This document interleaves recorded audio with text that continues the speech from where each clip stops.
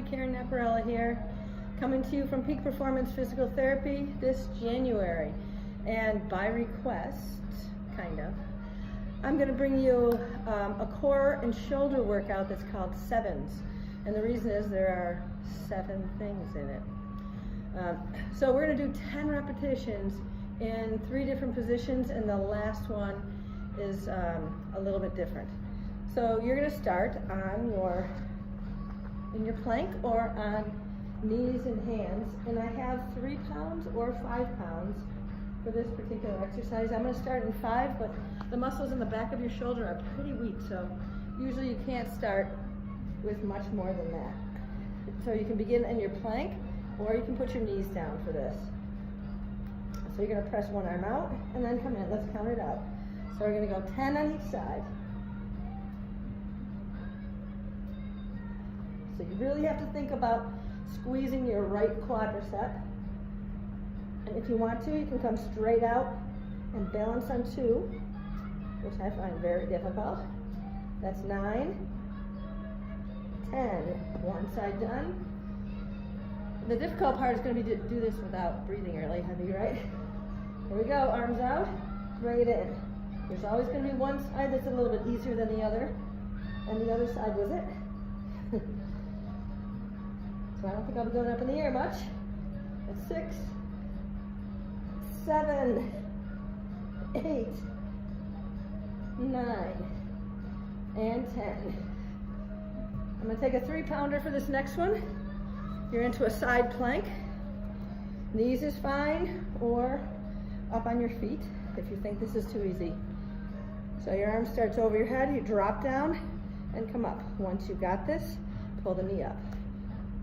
2, 3, 4. You really have to push with that bottom foot to stop the dipping. Oh, I forgot to go up and down, sorry. 2 more.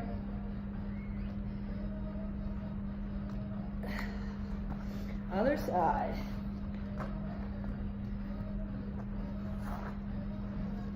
Up in your side plank.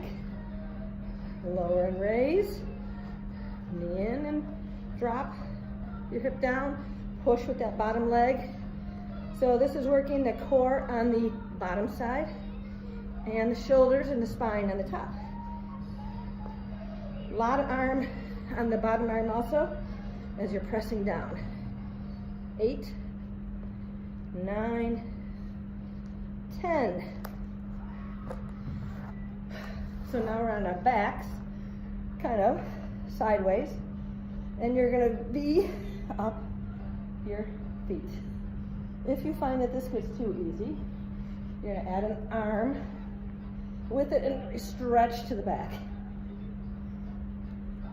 That's 4, 5. Think of curling in your abdominals right there. And a big stretch. You should feel your abs have to hold you right there. 8, 9, and 10. Let's get the other side. Oh, I'll turn this way. Gives you a little break. I don't have to turn away. Hold your abs in.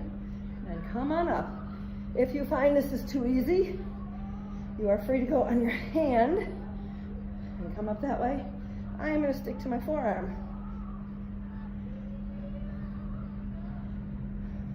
This is something you can put at the beginning of your workout or the end. It's a lot harder when you put it at the end. 8, 9, 10. But the goal of this is to work all your scapular muscles by weight bearing on it and by using the other arm, and your core at the same time, because they're all integrated together. This whole next set is going to be twisting with rotational, because a lot of you are doing a sport that involves a twisting. This also gave me a little break, right? All right, so you're up on your plank. I'll leave that after. This time, your arm comes out to the side and down. If that isn't hard enough, then you're going to bring your leg out to the side too. bring your knee in, out to the side 2. After the 5th one, you're going to turn your thumb to the ceiling. And here's what it looks like if you want to do quadruped, which is fine. That is good. Let's do the other side. Start up in the plank. Arm is out and comes down. Squeeze the shoulder blade. That's what you're thinking. Every time you come up, your hand that's raising is squeezing the shoulder blade. And what it looks like down here,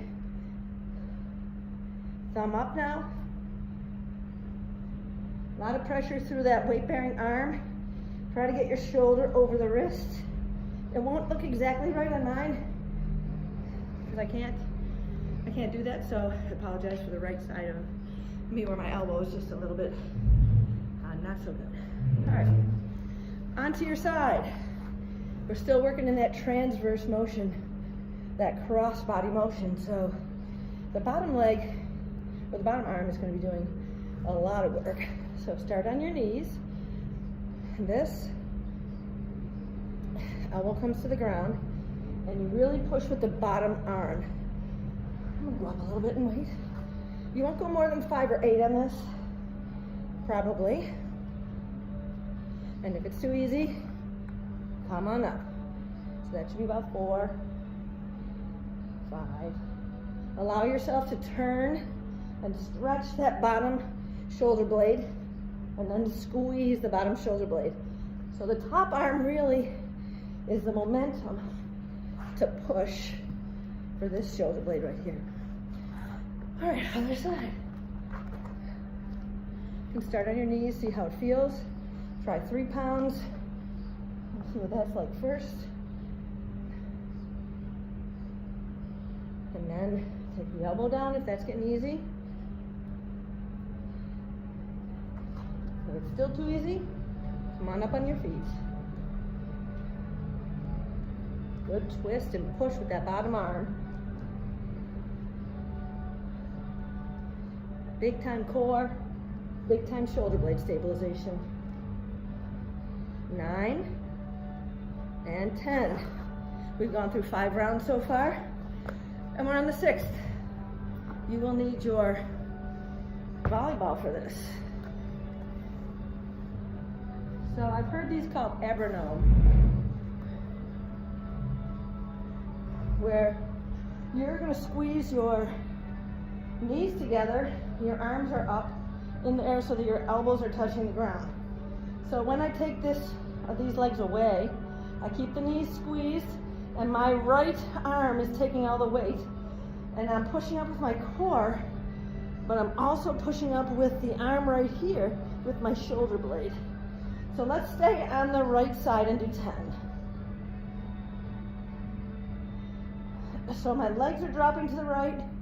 I added a weight to counterbalance me a little bit. My knees should stay above 90. If the knees drop down here, you're going to get a lot of hip flexors. If your knees stay above, you're going to get a lot of abdominals.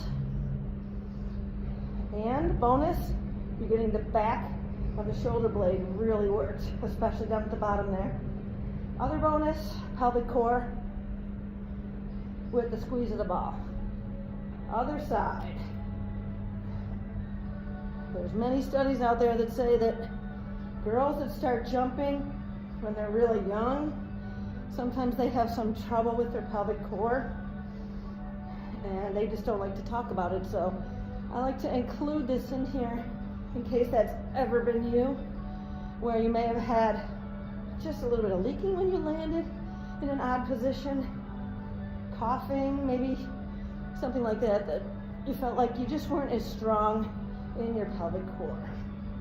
I haven't counted, but I'm going to assume that's 7, 8, 9, and 10. That's your 6. Your 7th one has to do with blocking. Just know that you're going to be much better than this than me, because I'm old. All right. So this is your hardwood floor. You can use discs, sliding discs on carpet, rollers like the ab roller, all kinds of things, but you really want to press your hands down just like you're pressing over the top for blocking. And you're going to come out as far as you can and push down. So this is all about arm strength and ab strength. And we're going for 10 of them. And you'll notice that when I get out here, I don't sink. If you start to sink and your shoulder blades sink, then you've gone too far. Or maybe for some of you, you're about here. And you should be able to see my shoulder blades stay flat right there. If only I could jump at the net, I think I could block. But I did not give my daughter my ability to jump because I have about a 3-inch vertical. 2 more. You will feel this in your lower abdominals. There you go. That is 7s. You can do it every day. Your abdominals are muscles that need to be worked every day. They recover quickly, and this will feel great. And you'll notice a difference in your blocking, in your hitting, in your rotation to hit. Thank you. Any questions? You know where to find me.